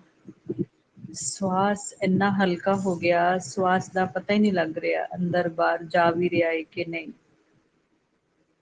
ਉਸ ਟਾਈਮ ਤੇ ਮਨ ਪੂਰਾ ਸਹਿਜ ਵਿੱਚ ਹੈ। ਅਸਲ ਉਦੋਂ ਜਦੋਂ ਸੁਰਤੀ ਆਪਾਂ ਕੰਨਾਂ ਵਿੱਚ ਰੱਖਾਂਗੇ, ਫਿਰ ਹੁਣ ਉੱਥੋਂ ਕੋਸ਼ਿਸ਼ ਕਰਨੀ ਹੈ। ਜਿਹੜੇ ਨਵੇਂ ਗੁਰਮੁਖ ਨੇ ਉਹਨਾਂ ਨੂੰ ਹਾਲੇ ਪਿਤਾ ਦੀ ਆਵਾਜ਼ ਸੁਣਾਈ ਨਹੀਂ ਦਿੰਦੀ। ਬਸ ਇਹੀ ਤਰੀਕਾ ਹੈ, ਮਨ ਨੂੰ ਪੂਰੀ ਤਰ੍ਹਾਂ ਸਾਇਲੈਂਟ ਕਰ ਲਿਆ।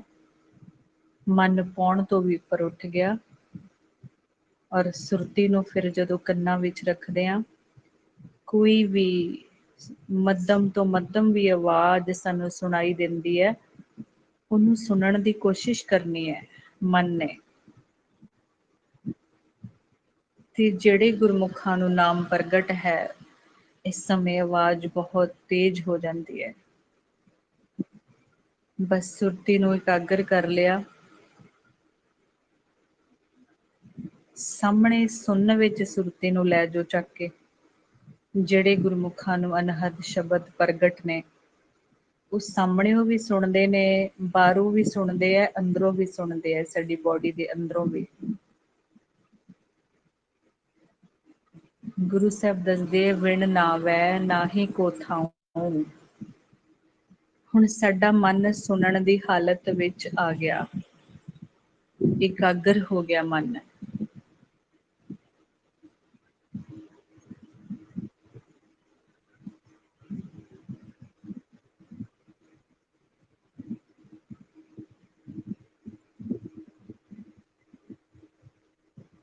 ਜਿਹੜਾ ਆਪਾਂ ਸ਼ੁਰੂਆਤ ਵਿੱਚ ਨੇਤਰ ਬੰਦ ਕਰਕੇ ਸਾਹਮਣੇ ਧਿਆਨ ਇਕਾਗਰ ਕੀਤਾ ਸੀ, ਇੱਥੇ ਹੀ ਧਿਆਨ ਲੈ ਜਾਣਾ ਆਪਣਾ। ਸਾਹਮਣੇ ਦੇਖਣਾ ਸ਼ੁਰੂ ਕਰਤਾ। ਕੁਛ ਦੇਰ ਅਨਹਦ ਸ਼ਬਦਾਂ ਨੂੰ ਸੁਣਿਆ, ਫਿਰ ਉਹੀ ਧਿਆਨ ਚੱਕ ਕੇ ਸਾਹਮਣੇ ਸੁਣਨ ਵਿੱਚ ਦੇਖਣ ਤੇ ਲਾਤਾ। ਜੋ ਹਨੇਰਾ ਪ੍ਰਕਾਸ਼ ਮਹਿਸੂਸ ਹੁੰਦਾ ਹੈ, ਉਸ ਨੂੰ ਮਹਿਸੂਸ ਕਰਨਾ ਹੈ ਕੁਛ ਦੇਰ ਲਈ। ਸਰੀਰ ਨੂੰ ਭੁੱਲਣਾ ਸ਼ੁਰੂ ਕਰ ਦਿੱਤਾ ਮਨ ਨੇ। ਸੁਣਨ ਵਿੱਚ ਧਿਆਨ ਇਕਾਗਰ ਕਰ ਲਿਆ। ਮਨ ਉੱਥੇ ਆਸਣ ਲਗਾਏਗਾ ਸਹਿਜੇ ਸਹਿਜੇ। ਫਿਰ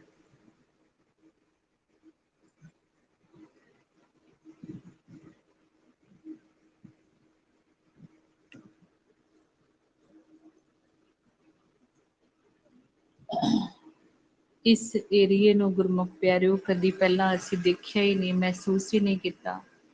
ਤੇ ਹੁਣ ਰੋਜ਼ ਆਪਾਂ ਜਦੋਂ ਟਰਾਈ ਕਰਾਂਗੇ, ਥੋੜਾ ਥੋੜਾ ਕੋਸ਼ਿਸ਼ ਕਰੀ ਜਾਵਾਂਗੇ, ਜ਼ਰੂਰ ਗੁਰਮੁਖ ਪਿਆਰਿਓ ਇੱਥੇ ਮਾਲਕ ਕਿਰਪਾ ਕਰਨਗੇ।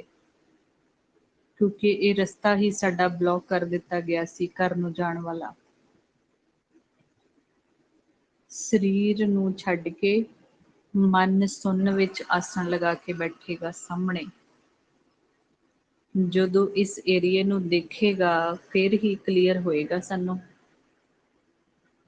ਜੋ ਵੀ ਸਾਨੂੰ ਇੱਥੇ ਮਹਿਸੂਸ ਹੁੰਦਾ ਹੈ ਨਾ, ਕੋਸ਼ਿਸ਼ ਕਰਨੀ ਹੈ ਮਹਿਸੂਸ ਕਰਨ ਦੀ। ਨੇਤਰਾਂ ਦੇ ਅੱਗੇ ਸੁਣਨ ਵਿੱਚ ਹਨੇਰਾ ਪ੍ਰਕਾਸ਼, ਸਵਾਸ ਨੂੰ ਰੋਕ ਰੋਕ ਕੇ ਬਿਲਕੁਲ ਸਾਇਲੈਂਟ ਹੋ ਕੇ ਦੇਖਣਾ ਇੱਥੇ ਸਾਹਮਣੇ ਕੀ ਮਹਿਸੂਸ ਹੁੰਦਾ ਹੈ।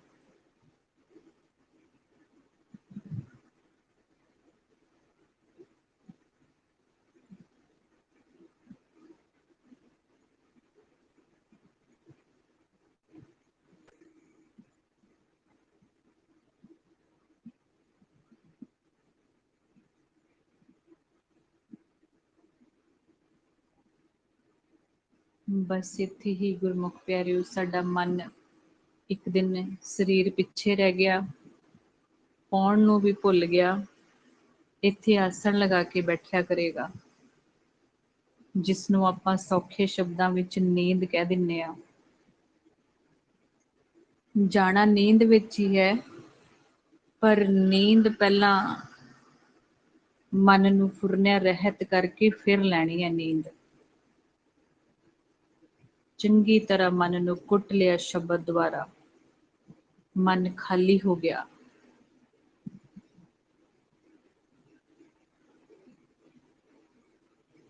ਜਦੋਂ ਖਾਲੀ ਹੋਏਗਾ, ਅਨਹਦ ਦਾ ਵਾਜਾ ਅੰਦਰ ਗੂੰਜੇਗਾ। ਬਸ ਉਹਦੇ ਵਿੱਚ ਸਮਾਣਾ ਸਿੱਖਣਾ, ਉਸ ਆਵਾਜ਼ ਦੇ ਵਿੱਚ। ਉਹੀ ਪਿਤਾ ਦੀ ਆਵਾਜ਼ ਹੈ, ਨਾਮ।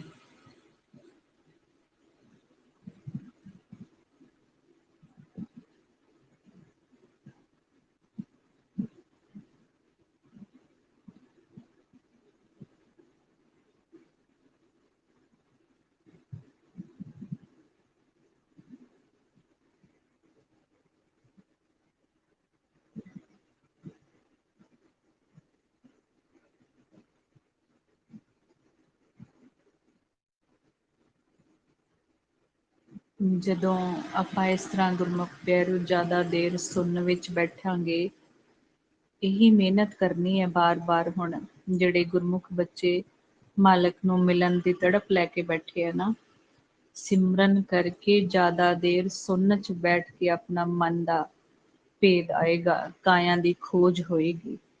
ਇਸ ਸਮੇਂ ਆਪਾਂ ਕਾਇਆ ਦੀ ਖੋਜ ਕਰ ਰਹੇ ਹਾਂ। ਮੇਰਾ ਮਨ ਕੀ ਕਰ ਰਿਹਾ? ਮੇਰਾ ਮਨ ਫੁਰਨਿਆਂ ਰਹਿਤ ਹੋਇਆ, ਨਾਮ ਨੂੰ ਸੁਣ ਰਿਹਾ, ਅੰਦਰੋਂ ਨਾਮ ਪ੍ਰਗਟ ਹੋ ਗਿਆ। ਜੇ ਨਾਮ ਪ੍ਰਗਟ ਨਹੀਂ ਹੋਇਆ ਤੇ ਸਿਮਰਨ ਜਾਰੀ ਰੱਖਣਾ ਆਪਾਂ, ਵੱਧ ਤੋਂ ਵੱਧ ਵਿਚਾਰਾਂ ਰਹਿਤ ਹੋ ਕੇ, ਧੁਨ ਵਿੱਚ ਧਿਆਨ ਲਗਾ ਕੇ ਵਿਚਾਰਾਂ ਰਹਿਤ ਹੋਇਆ ਜਾਣਾ। ਇਹ ਕਹਿਣਾ ਹੀ ਗਲਤ ਹੈ ਕਿ ਵਿਚਾਰਾਂ ਰਹਿਤ ਹੋ ਕੇ ਸਿਮਰਨ ਕਰੋ। ਸਿਮਰਨ ਕਰਕੇ ਮਨ ਵਿਚਾਰਾਂ ਰਹਿਤ ਹੋਏਗਾ। ਸਿਮਰਨ ਕਰਨਾ ਹੀ ਪਏਗਾ। ਉਸ ਤੋਂ ਬਾਅਦ ਸਾਇਲੈਂਟ ਹੋ ਕੇ ਬੈਠੇਗਾ ਮਨ। ਫਿਰ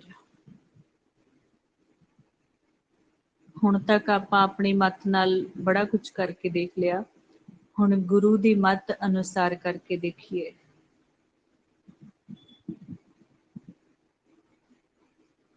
ਬਾਣੀ ਵੀ ਜਦੋਂ ਪੜ੍ਹਨੀ ਹੈ, ਨਿਤਨੇਮ ਕਰਨਾ ਹੈ, ਸਹਿਜ ਪਾਠ ਕਰਨਾ ਹੈ, ਆਪਾਂ ਸਭ ਤੋਂ ਪਹਿਲਾਂ ਕੁਝ ਮਿੰਟਾਂ ਲਈ ਸਿਮਰਨ ਹੀ ਕਰਨਾ ਹੈ। ਖਿੰਡੇ ਹੋਏ ਮਨ ਨੂੰ, ਆਪਣੇ ਧਿਆਨ ਨੂੰ ਪਹਿਲਾਂ ਇਕਾਗਰ ਕਰਨਾ, ਸਟਿਲ ਕਰਨਾ ਪਹਿਲਾਂ। फिर बाणी पढ़नी है, क्योंकि विचारां फुरनिਆਂ ਦੇ ਵਿੱਚ ਪੜੀ ਹੋਈ ਬਾਣੀ ਵੀ ਮਾਲਕ ਦੇ ਦਰ ਤੇ ਪ੍ਰਵਾਨ ਨਹੀਂ ਹੁੰਦੀ। ਮਨ ਤਾਂ ਫੁਰਨਿਆਂ ਵਿੱਚ ਗੈਰ ਹਾਜ਼ਰ ਹੈ, ਬਾਹਰ ਹੈ। ਪਹਿਲਾਂ ਉਹਨੂੰ ਬਿਠਾਈਏ। ਮਨ ਖੋਜੀ ਬਣ ਕੇ ਬਾਣੀ ਨੂੰ ਪੜ੍ਹੇਗਾ ਤੇ ਸਮਝ ਆਣੀ ਸ਼ੁਰੂ ਹੋਏਗੀ ਸਹਿਜੇ ਸਹਿਜੇ। ਇਹ ਸਾਰੇ ਗੁਰਮੁਖ ਹੁਣ ਮੰਨਦੇ ਨੇ ਗੁਰਮੁਖ ਪਿਆਰਿਓ ਕਿ ਅਸੀਂ ਬਹੁਤ ਵਾਰ ਸਹਿਜ ਪਾਠ ਕੀਤੇ ਨੇ, ਪਰ ਸਾਨੂੰ ਮਨ ਦਾ ਭੇਦ ਨਹੀਂ ਸੀ ਕਿ ਗੁਰਬਾਣੀ ਗੁਰੂ ਤਾਂ ਮਨ ਦੀ ਗੱਲ ਕਰਦੇ ਨੇ। ਆਪਾਂ ਗੁਰਬਾਣੀ ਗੁਰੂ ਨੂੰ ਬੜੀ ਸ਼ਰਧਾ ਨਾਲ, ਪਿਆਰ ਨਾਲ ਪੜ੍ਹਿਆ, ਪਰ ਉਹਦੀ ਸਮਝ ਨਹੀਂ ਆਈ ਸਾਨੂੰ ਆਪਣੇ ਆਪ। ਜਿਹੜੇ ਅਰਥ ਨੇ ਉਹ ਅਸੀਂ ਤਨ ਦੇ ਲੈਵਲ ਤੇ ਕੱਢਦੇ ਸੀ ਆਪਣੀ ਮੱਤ ਨਾਲ। ਪਤਾ ਹੀ ਨਹੀਂ ਸੀ ਗੁਰਬਾਣੀ ਗੁਰੂ ਤਾਂ ਤਨ ਦੀ ਗੱਲ ਹੀ ਨਹੀਂ ਕਰਦੇ, ਉਹ ਤਾਂ ਮਨ ਦੀ ਗੱਲ ਕਰ ਰਹੇ ਹੈ। ਸੂਖਮ ਦਾ ਭੇਦ ਦੇ ਰਹੇ ਹੈ, ਅਦਿੱਖ ਦਾ ਭੇਦ। ਕਿਉਂਕਿ ਜਿਹੜਾ ਸੱਚ ਦਾ ਮਾਰਗ ਹੈ, ਲਿਵ ਦਾ ਰਸਤਾ ਹੈ, ਸਾਰਾ ਅਦਿੱਖ ਦਾ ਰਸਤਾ ਹੈ, ਦਿਸਦਾ ਨਹੀਂ ਹੈ। ਸਾਡੀ ਸੁਰਤੀ ਨੇ ਜਾਣਾ ਉੱਥੇ, ਜਿਹੜੀ ਜੋਤ ਸਰੂਪ ਹੈ ਮਨ ਸਾਡਾ। ਇਸ ਛੋਟੀ ਜਿਹੀ ਜੋਤ ਨੇ ਉਸ ਬੇਅੰਤ ਪ੍ਰਕਾਸ਼ ਦੇ ਵਿੱਚ ਲੀਨ ਹੋਣਾ ਅੰਤ ਸਮੇਂ। ਸਾਨੂੰ ਤੇ ਜੋਤ ਦਾ ਹੀ ਨਹੀਂ ਪਤਾ ਸੀ ਕਿ ਸਾਡਾ ਸਰੂਪ ਕੀ ਹੈ ਮਨ ਦਾ। ਗੁਰੂ ਸਾਹਿਬ ਦੱਸ ਵੀ ਰਹੇ ਨੇ, ਸਹਿਜ ਪਾਠ ਦੇ ਰੂਪ ਵਿੱਚ ਪੜ੍ਹਿਆ ਵੀ ਆਪਾਂ ਬੜੀ ਵਾਰ, ਮਨ ਤੂੰ ਜੋਤ ਸਰੂਪ ਹੈ, ਆਪਣਾ ਮੂਲ ਪਛਾਣ। ਪਰ ਅਸੀਂ ਆਪਣੇ ਆਪ ਨਹੀਂ ਪਹਿਚਾਣ ਕਰ ਪਾਏ। ਤੇ ਹੁਣ ਅਕਾਲ ਪੁਰਖ ਵਾਹਿਗੁਰੂ ਜੀ ਨੇ ਤਾਂ ਕਿਰਪਾ ਕੀਤੀ ਹੈ ਨਾ, ਕਿ ਮੇਰੇ ਬੱਚਿਆਂ ਨੂੰ ਆਪਣੇ ਆਪ ਸਮਝ ਨਹੀਂ ਆਈ, ਇਸ ਲਈ ਆਪਣੇ ਸਿਖਾਏ ਹੋਏ ਬੱਚਿਆਂ ਨੂੰ ਭੇਜਿਆ ਸਾਡੇ ਲਈ। ਮੇਰੇ ਭੁੱਲੇ ਹੋਏ ਬੱਚਿਆਂ ਨੂੰ ਸਮਝਾ ਕੇ ਆਓ ਜਾ ਕੇ।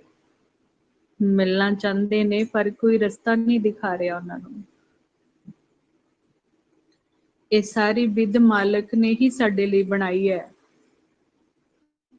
ਹੁਣ ਜੇ ਆਪਾਂ ਨਾ ਪ੍ਰੈਕਟੀਕਲ ਕੀਤਾ, ਨਾ ਸ਼ਬਦ ਨੂੰ ਪਿਆਰ ਕੀਤਾ, ਫਿਰ ਕਮੀ ਸਾਡੇ ਵਿੱਚ ਹੈ। ਹੁਣ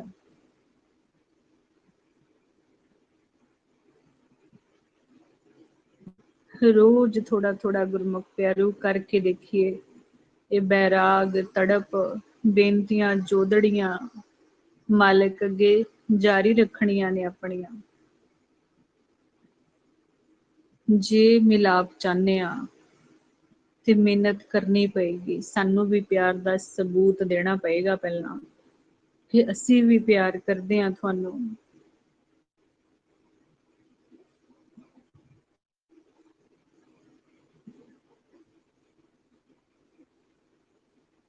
ਕਿਉਂਕਿ ਪਿਤਾ ਤੋਂ ਕੁਝ ਨਹੀਂ ਛੁਪਿਆ ਹੋਇਆ।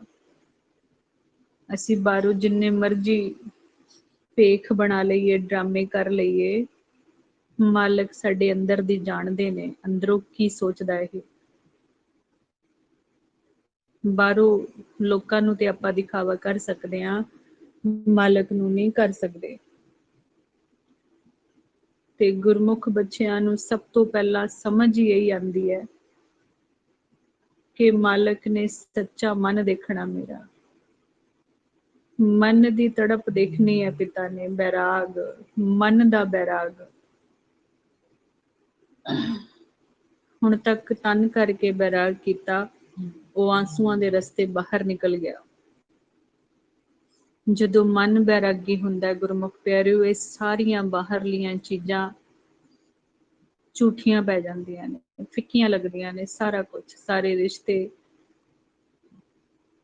ਖਾਣਾ ਪੀਣਾ, ਪਹਿਨਣਾ, ਸਭ ਫਿੱਕਾ ਪੈ ਜਾਂਦਾ ਹੈ। ਉਦੋਂ ਮਨ ਬੈਰਾਗੀ ਹੋਇਆ। ਹਾਲੇ ਤੱਕ ਸਾਨੂੰ ਬਾਹਰਲੀਆਂ ਚੀਜ਼ਾਂ ਵਿੱਚੋਂ ਰਸ ਆ ਰਹੇ ਨੇ ਨਾ, ਇਸ ਕਰਕੇ ਨਾਮ ਦਾ ਰਸ ਨਹੀਂ ਆ ਰਿਹਾ।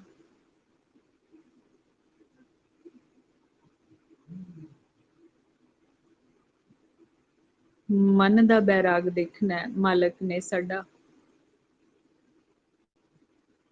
ਗੁਰਮੁਖ ਪਿਆਰੇ ਵੀ ਇਸ ਬਾਰੇ ਦੱਸਦੇ ਨੇ ਕਿ ਅਸੀਂ ਜਿਹੜੇ ਬੱਚੇ ਸੰਗਤ ਵਿੱਚ ਆਉਂਦੇ ਨੇ, ਅਸੀਂ ਸਭ ਤੋਂ ਪਹਿਲਾਂ ਉਹਨਾਂ ਦਾ ਬੈਰਾਗ ਹੀ ਚੈੱਕ ਕਰਦੇ ਹਾਂ।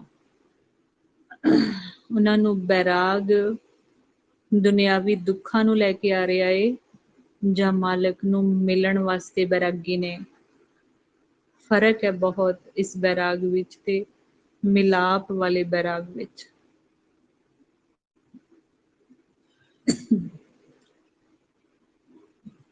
ਗੁਰਬਾਣੀ ਗੁਰੂ ਦੇ ਮੁਤਾਬਿਕ ਬੈਰਾਗ ਵੀ ਗੁਰਮੁਖ ਪਿਆਰਿਓ 3 ਤਰ੍ਹਾਂ ਦਾ ਦੱਸਿਆ ਗਿਆ। ਪਹਿਲਾ ਬੈਰਾਗ ਹੈ ਜਿਹੜਾ ਆਪਾਂ ਸੰਗਤ ਵਿੱਚ ਆਏ, ਕੋਈ ਕਸ਼ਟ ਆਇਆ, ਕੋਈ ਘਰ ਵਿੱਚ ਦੁੱਖ ਤਕਲੀਫ ਆਈ ਤੇ ਉਹ ਗੁਰਮੁਖ ਸੰਗਤ ਵਿੱਚ ਆ ਗਏ। ਹੁਣ ਸੰਗਤ ਦੇ ਵਿੱਚ ਮਾਲਕ ਹਾਜ਼ਰ ਹੋ ਕੇ ਵਰਤਦੇ ਨੇ। ਉਹ ਬੱਚਾ ਭਰੋਸਾ ਰੱਖ ਕੇ ਆ ਗਿਆ ਸੰਗਤ ਵਿੱਚ ਕਿ ਮੇਰੇ ਇੱਥੋਂ ਕਸ਼ਟ ਦੁੱਖ ਕੱਟੇ ਜਾਣੇ ਨੇ, ਕੱਟੇ ਜਾਣਗੇ। ਜਿਸ ਤਰ੍ਹਾਂ ਦੀ ਸੋਚ, ਜਿਸ ਤਰ੍ਹਾਂ ਦੀ ਆਪਾਂ ਮਨਸਾ ਧਾਰ ਕੇ ਆਵਾਂਗੇ, ਸਾਨੂੰ ਉੱਦਾਂ ਦੀ ਦਾਤ ਮਿਲ ਜੇਗੀ, ਕਿਉਂਕਿ ਪਿਤਾ ਬਹੁਤ ਦਿਆਲੂ ਨੇ। ਹੁਣ ਪਹਿਲਾ ਬੈਰਾਗ ਹੈ ਦੁਨਿਆਵੀ ਦੁੱਖਾਂ ਲਈ ਸੰਗਤ ਵਿੱਚ ਆਏ। ਜਦੋਂ ਦੁੱਖ ਕੱਟੇ ਗਏ, ਜਦੋਂ ਠੀਕ ਹੋ ਗਈ ਕੋਈ ਵੀ ਪ੍ਰੋਬਲਮ ਜਿਹੜੀ ਆਈ ਸੀ, ਜਦੋਂ ਠੀਕ ਹੋ ਗਈ ਤੇ ਸੰਗਤ ਵਿੱਚ ਆਣਾ ਬੰਦ ਕਰ ਦਿੱਤਾ ਕਿ ਹੁਣ ਕੋਈ ਦੁੱਖ ਹੀ ਨਹੀਂ ਰਿਹਾ। ਤੇ ਦੂਸਰਾ ਬੈਰਾਗ ਹੈ ਜਿਹੜਾ ਬੱਚਾ ਇੱਕੋ ਇੱਕ ਮੰਗ ਲੈ ਕੇ ਆਇਆ ਕਿ ਮੈਂ ਇਸ ਜਨਮ 'ਚ ਮਾਲਕ ਨੂੰ ਮਿਲਣਾ ਏ। ਉਹ ਬੱਚਾ ਫਿਰ ਗੁਰਮੁਖ ਪਿਆਰਿਓ ਅਖੀਰਲੇ ਸਵਾਸ ਤੱਕ ਨਹੀਂ ਸੰਗਤ ਛੱਡੇਗਾ, ਕਿਉਂਕਿ ਸਾਨੂੰ ਅਖੀਰਲੇ ਸਵਾਸ ਤੱਕ ਸੰਗਤ ਦੀ ਲੋੜ ਹੈ। ਅਸੀਂ ਇਹ ਨਹੀਂ ਕਹਿ ਸਕਦੇ ਸਾਨੂੰ ਸਾਰਾ ਕੁਝ ਸਮਝ ਆ ਗਿਆ ਤੇ ਹੁਣ ਲੋੜ ਨਹੀਂ ਹੈ ਸਾਨੂੰ। ਅਖੀਰ ਤੱਕ ਦਾ ਖੇਡ ਹੈ ਗੁਰਮੁਖ ਪਿਆਰਿਓ। ਐਂਡ ਵਾਲੇ ਸਵਾਸ ਤੇ ਪਤਾ ਨਹੀਂ ਧਿਆਨ ਕਿੱਧਰ ਚਲਾ ਜਾਣਾ ਫਿਰ ਸਾਡਾ, ਨਹੀਂ ਤਾਂ। ਇਸੇ ਲਈ ਸੰਗਤ ਦਾ ਔਰ ਸ਼ਬਦ ਦਾ ਸਹਾਰਾ ਹਰ ਵੇਲੇ ਲੜ ਪਕੜ ਕੇ ਰੱਖਣਾ ਆਪਾਂ। ਇਹ ਸਾਡੀ ਮੰਗ ਹੋਣੀ ਚਾਹੀਦੀ ਹੈ। ਮੈਂ ਸੰਗਤ ਤੋਂ ਬਿਨਾਂ ਨਹੀਂ ਰਹਿ ਸਕਦਾ, ਤੇ ਫਿਰ ਮਾਲਕ ਨੇ ਤਾਂ ਆਪ ਮਿਲਾਣਾ ਨਾ। ਫਿਰ ਜਿੱਦਾਂ ਦੀ ਸਾਡੀ ਸੋਚ ਲੈ ਕੇ ਬੈਠਾਂਗੇ ਉੱਦਾਂ ਦੀ ਅੱਗੋਂ ਸਾਨੂੰ ਸਾਰਾ ਕੁਝ ਮਿਲਣਾ। ਮਿਲਾਪ ਦੀ ਮੰਗ ਜਿਹੜਾ ਬੱਚਾ ਲੈ ਕੇ ਆਇਆ, ਬੈਰਾਗ ਲੈ ਕੇ ਆਇਆ, ਫਿਰ ਉਹ ਬੱਚਾ ਸੰਗਤ ਕਰੇਗਾ ਜ਼ਰੂਰ। ਇਹ ਹੈ ਦੂਸਰਾ ਬੈਰਾਗ। ਤੀਸਰਾ ਬੈਰਾਗ ਹੈ ਗੁਰਮੁਖ ਪਿਆਰਿਓ, ਜਿਸ ਬੱਚੇ ਦਾ ਮਿਲਾਪ ਹੋ ਜਾਂਦਾ ਨਾ, ਫਿਰ ਉਹ ਵੀ ਬੱਚਾ ਬੈਰਾਗ ਕਰਦਾ ਹੈ। ਜਿਹੜਾ ਗੁਰਮੁਖ ਸੱਚ ਦੇ ਵਿੱਚ ਸਮਾ ਕੇ, ਨਾਮ ਦੇ ਵਿੱਚ ਸਮਾ ਕੇ ਸੱਚ ਨੂੰ ਮਿਲ ਲੈਂਦਾ ਨਾ, ਉਹ ਵੀ ਮਾਲਕ ਕੋਲ ਜਾ ਕੇ ਬੈਰਾਗ ਕਰਦਾ ਹੈ। ਗੁਰਮੁਖ ਪਿਆਰੇ ਦੱਸਦੇ ਨੇ ਇਸ ਬਾਰੇ, ਮਨਮੁਖ ਕਿਵੇਂ ਜਾਂਦਾ ਤੇ ਗੁਰਮੁਖ ਕਿਵੇਂ ਜਾਂਦਾ। ਅੰਤ ਸਮੇਂ ਸਾਰਾ ਗੁਰਮੁਖਾਂ ਨੇ ਦੱਸਿਆ ਹੋਇਆ, ਖੋਲ ਕੇ ਭੇਜ ਦਿੱਤਾ ਹੋਇਆ, ਜਿਸ ਬਾਰੇ ਸਾਨੂੰ ਪਤਾ ਹੀ ਨਹੀਂ ਸੀ। ਅਸੀਂ ਸਿਰਫ ਐਂਡਲੇ ਸਵਾਸ ਤੱਕ ਦਾ ਪਤਾ ਸੀ ਵੀ ਉਹ ਮਰ ਗਿਆ, ਸਰੀਰ ਛੱਡ ਗਿਆ, ਬਸ ਇੰਨਾ ਕੁ ਪਤਾ ਸੀ ਸਾਨੂੰ। ਜਿਸਨੂੰ ਆਪਾਂ ਕਹਿੰਦੇ ਆ ਇਹ ਜੱਗ ਮਿੱਠਾ ਤੇ ਅਗਲਾ ਕਿਹਨੇ ਡਿੱਠਾ। ਪਰ ਜਿਨ੍ਹਾਂ ਨੇ ਡਿੱਠਾ ਹੈ ਨਾ ਗੁਰਮੁਖ ਪਿਆਰਿਓ, ਉਹਨਾਂ ਨੇ ਹੀ ਇਹ ਗੁਰਬਾਣੀ ਗੁਰੂ ਉਚਾਰਨ ਕੀਤੇ ਨੇ, ਜਿਨ੍ਹਾਂ ਨੇ ਸਾਨੂੰ ਅਗਲਾ ਰਸਤਾ ਦੱਸਿਆ ਹੈ। ਜਿਸ ਤਰ੍ਹਾਂ ਦੇ ਕਰਮ ਹੋਣਗੇ ਉੱਦਾਂ ਦਾ ਰਸਤਾ ਸਾਡਾ ਅਗਲਾ ਹੋਏਗਾ। ਮਨਮੁਖ ਦਾ ਕਿੰਨਾ ਭਿਆਨਕ ਰਸਤਾ ਹੁੰਦਾ ਹੈ, ਤੇ ਗੁਰਮੁਖ ਕਿਵੇਂ ਨਾਮ ਦੇ ਵਿੱਚ ਸਮਾ ਕੇ ਆਪਣੇ ਪਿਤਾ ਨੂੰ ਮਿਲਦੇ ਨੇ, ਜਾ ਕੇ ਸੱਚ ਨੂੰ, ਪ੍ਰਕਾਸ਼ ਦੇ ਵਿੱਚ ਸਮਾ ਜਾਂਦੇ ਨੇ ਉਹ। ਤੇ ਇਹ ਹੁਣ ਸਾਡੇ ਕਰਮਾਂ ਮੁਤਾਬਿਕ ਹੈ। ਫਿਰ ਜਿਹੜਾ ਬੱਚਾ ਸੱਚ ਦੇ ਵਿੱਚ ਗਿਆ, ਮਿਲਾਪ ਹੋ ਗਿਆ ਜਿਸ ਬੱਚੇ ਦਾ ਨਾਮ ਦੇ ਜ਼ਰੀਏ, ਉਹ ਬੱਚਾ ਵੀ ਬੈਰਾਗ ਕਰਦਾ ਮਾਲਕ ਕੋਲ ਜਾ ਕੇ। ਮਾਲਕ ਪੁੱਛਦੇ ਨੇ ਫਿਰ ਵੀ ਹੁਣ ਤਾਂ ਬੱਚੇ ਤੇਰਾ ਮਿਲਾਪ ਹੋ ਗਿਆ, ਹੁਣ ਤੂੰ ਕਿਉਂ ਬੈਰਾਗ ਕਰਦਾ। ਵਾਹਿਗੁਰੂ।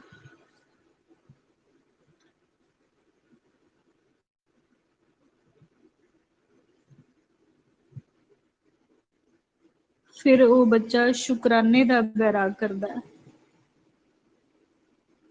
ਕਿ ਜੇ ਤੁਸੀਂ ਕਿਰਪਾ ਨਾ ਕਰਦੇ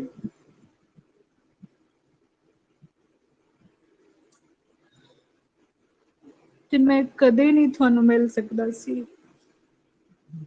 ਇੱਕ ਉਹ ਬੈਰਾਗ ਹੈ।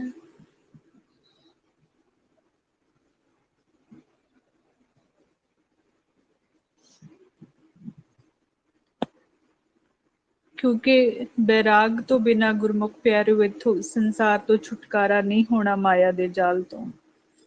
ਇਹ ਵੀ ਗੁਰੂ ਸਾਹਿਬ ਦੱਸਦੇ ਨੇ ਗੁਰਬਾਣੀ ਗੁਰੂ ਦੇ ਅੰਦਰ, ਬਿਨ ਬੈਰਾਗ ਨਾ ਛੁਟਸ ਮਾਇਆ।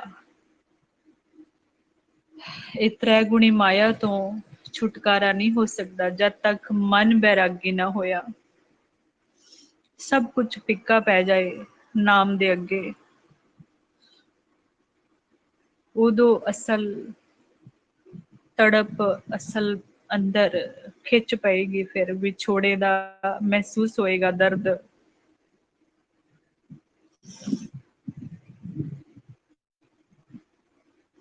ਜਿਵੇਂ ਇੱਕ ਬੱਚਾ ਗੁਰਮੁਖ ਪਿਆਰਿਓ ਮੇਲੇ ਵਿੱਚ ਗਵਾਚ ਜਾਂਦਾ ਹੈ ਨਾ, ਆਪਣੇ ਮਾਤਾ ਪਿਤਾ ਤੋਂ ਵਿਛੜ ਜਾਂਦਾ ਹੈ,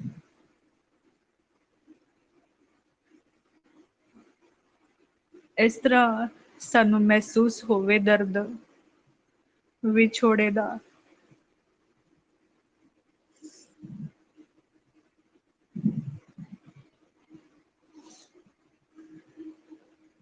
ਉਸ ਬੱਚੇ ਦੀ ਕੀ ਹਾਲਤ ਹੁੰਦੀ ਹੈ, ਉਸਨੂੰ ਕੁਝ ਵੀ ਚੰਗਾ ਨਹੀਂ ਲੱਗਦਾ ਉਸ ਮੇਲੇ ਦੇ ਵਿੱਚ, ਹੈ ਨਾ।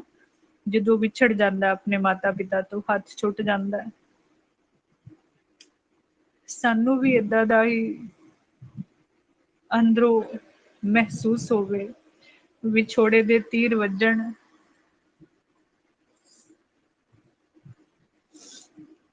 ਫਿਰ ਤੜਪ ਵਧੇਗੀ ਮਾਲਕ ਨੂੰ ਮਿਲਾਪ ਵਾਸਤੇ ਕਿ ਮੈਨੂੰ ਤਾਂ ਸਿਰਫ ਮਿਲਾਪ ਹੀ ਚਾਹੀਦਾ, ਹੋਰ ਕੁਝ ਨਹੀਂ ਚਾਹੀਦਾ।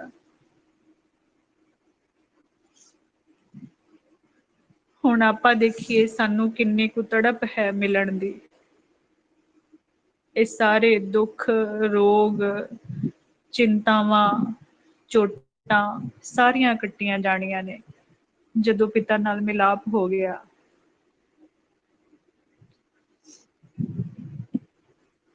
ਇਸ ਲਈ ਗੁਰਮੁਖ ਪਿਆਰਿਓ ਹਰ ਰੋਜ਼ ਇਸ ਤਰ੍ਹਾਂ ਬੈਠ ਕੇ ਆਪਣੇ ਆਪਣੇ ਮਨ ਦੀ ਅਵਸਥਾ ਚੈੱਕ ਕਰਨੀ ਹੈ। ਮੇਰਾ ਮਨ ਕੀ ਕਰ ਰਿਹਾ ਹੈ, ਕੀ ਮੰਗ ਰਿਹਾ ਹੈ, ਮੰਗਣਾ ਕੀ ਸੀ ਤੇ ਹੁਣ ਤੱਕ ਕੀ ਮੰਗਦਾ ਰਿਹਾ।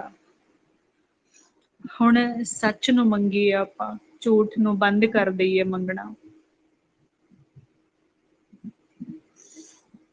ਜਿਸਨੇ ਸਾਡਾ ਲੋਕ ਵੀ ਔਰ ਪਰਲੋਕ ਵੀ ਸਵਾਰਨਾ, ਆਪਾਂ ਉਹ ਦਾਤ ਮੰਗੀਏ ਨਾ ਫਿਰ ਪਿਤਾ ਕੋਲੋਂ, ਜਿਸ ਦੇ ਨਾਲ ਇਹ ਲੋਕ ਸੁਖੀਏ ਪਰਲੋਕ ਸੁਹੇਲੇ, ਨਾਨਕ ਹਰ ਪ੍ਰਭ ਆਪੇ ਮੇਲੇ। ਅਸੀਂ ਸਿਰਫ ਪਿਆਰ ਵਧਾਣਾ ਹੈ, ਪਿਤਾ ਨੇ ਆਪ ਇੱਕ ਦਿਨ ਆ ਕੇ ਮਿਲਣਾ ਹੈ। ਅਸੀਂ ਨਹੀਂ ਮਿਲ ਸਕਦੇ ਗੁਰਮੁਖ ਪਿਆਰਿਓ, ਪਿਤਾ ਨੇ ਸਾਡੇ ਪਿਆਰ ਤੇ ਸਾਡੀ ਇਸ ਕੋਸ਼ਿਸ਼ ਤੇ ਖੁਸ਼ ਹੋ ਕੇ ਮਿਲਣਾ। ਜਦੋਂ ਵੀ ਮਿਲਣਾ ਆ ਕੇ ਤੜਪ ਹੋਵੇ ਸਾਡੇ ਅੰਦਰ, ਭਾਂਡਾ ਤਿਆਰ ਹੋਵੇ ਸਾਡਾ, ਤਾਂ ਹੀ ਆ ਕੇ ਮਿਲਣਗੇ। ਸੇਜ ਪਵਿੱਤਰ ਹੋਵੇ ਸਾਡੇ ਮਨ ਦੇ, ਫਿਰ ਆਣਗੇ ਪਿਤਾ। ਹੁਣ ਪਵਿੱਤਰ ਸੇਜ ਦੀ, ਪਵਿੱਤਰ ਮਨ ਦੀ ਨਿਸ਼ਾਨੀ ਆਪਾਂ ਰੋਜ਼ ਕਲੀਅਰ ਕਰ ਰਹੇ ਹਾਂ। ਸੰਸਾਰ ਤੇ ਰਹਿੰਦਿਆਂ ਮਾਲਕ ਦੇ ਇੱਕ ਵੀ ਬੱਚੇ ਦੇ ਨਾਲ ਮਨ ਦੇ ਵਿੱਚ ਦੁਬਿਧਾ, ਨਫ਼ਰਤ ਨਾ ਰੱਖੀ ਹੋਵੇ। ਇਹ ਸਾਰਿਆਂ ਨੇ ਪਹਿਲੇ ਨੰਬਰ ਤੇ ਚੈੱਕ ਕਰਨਾ ਆਪਾਂ। ਜੇ ਹੈ ਤੇ ਮਾਲਕ ਅੱਗੇ ਇੱਥੇ ਸੁਣਨ ਚ ਬੈਠ ਕੇ ਬੇਨਤੀਆਂ ਕਰੀਏ, ਸਾਡੇ ਗੁਨਾਹ ਮਾਫ ਕਰ ਦਿਓ। ਅਸੀਂ ਗਲਤੀ ਨਾਲ ਅਣਜਾਣੇ ਵਿੱਚ ਇਹ ਕਰ ਬੈਠੇ ਆ। ਹੁਣ ਮੈਂ ਉਸ ਬੱਚੇ ਨਾਲ, ਤੁਹਾਡੇ ਸਰੂਪ ਨਾਲ ਨਫ਼ਰਤ ਨਹੀਂ ਰੱਖਣੀ ਚਾਹੁੰਦਾ ਮਨ ਦੇ ਵਿੱਚ। ਹੁਣ ਤੁਸੀਂ ਕਿਰਪਾ ਕਰੋ, ਤੁਸੀਂ ਦੇਖੋ ਹੁਣ ਕਿਵੇਂ ਉਸ ਬੱਚੇ ਨੂੰ ਮੇਰੇ ਪ੍ਰਤੀ ਠੀਕ ਕਰਨਾ। ਮੈਂ ਉਸ ਬੱਚੇ ਲਈ ਮਨ 'ਚ ਦੁਬਿਧਾ, ਨਫ਼ਰਤ ਨਹੀਂ ਰੱਖਣਾ ਚਾਹੁੰਦਾ, ਤੁਸੀਂ ਕਿਰਪਾ ਕਰ ਦਿਓ। ਫਿਰ ਮਾਲਕ ਕਿਰਪਾ ਕਰਦੇ ਹੈ ਗੁਰਮੁਖ ਪਿਆਰਿਓ। ਮਾਲਕ ਤਾਂ ਪਹਿਲਾਂ ਹੀ ਤਿਆਰ ਬੈਠੇ ਸੀ, ਸਾਡੀ ਹੀ ਕਮੀ ਸੀ, ਅਸੀਂ ਕੁਝ ਹੋਰ ਹੀ ਮੰਗੀ ਗਏ। ਸੋ ਗੁਰਮੁਖ ਪਿਆਰਿਓ, ਇਤਨੀ ਹੀ ਸੇਵਾ ਪ੍ਰਵਾਨ ਕਰ ਲੈਣੀ ਜੀ। ਗੁਰਬਾਣੀ ਗੁਰੂ ਦੀ ਵਿਚਾਰ ਕਰਦਿਆਂ, ਸਿਮਰਨ ਅਭਿਆਸ ਕਰਦਿਆਂ ਹੋਈਆਂ ਬੇਅੰਤ ਭੁੱਲਾਂ, ਚੁੱਕਾਂ, ਗਲਤੀਆਂ, ਮਨ ਦੀਆਂ ਗੈਰ ਹਾਜ਼ਰੀਆਂ, ਆਪ ਸੰਗਤ, ਅਕਾਲ ਪੁਰਖ ਵਾਹਿਗੁਰੂ ਜੀ ਬਖਸ਼ਣ ਯੋਗ ਹਨ ਬਖਸ਼ ਦੇਣਾ ਜੀ। ਦੇਹੋ ਸੱਜਣ ਅਸੀਸੜੀਆਂ, ਜਿਉ ਹੋਵੈ ਸਾਹਿਬ ਸਿਉ ਮੇਲ। ਨਾਨਕ ਨਾਮ ਚੜ੍ਹਦੀ ਕਲਾ, ਤੇਰੇ ਭਾਣੇ ਸਰਬੱਤ ਦਾ ਭਲਾ। ਵਾਹਿਗੁਰੂ ਜੀ ਕਾ ਖਾਲਸਾ, ਵਾਹਿਗੁਰੂ ਜੀ ਕੀ ਫਤਿਹ।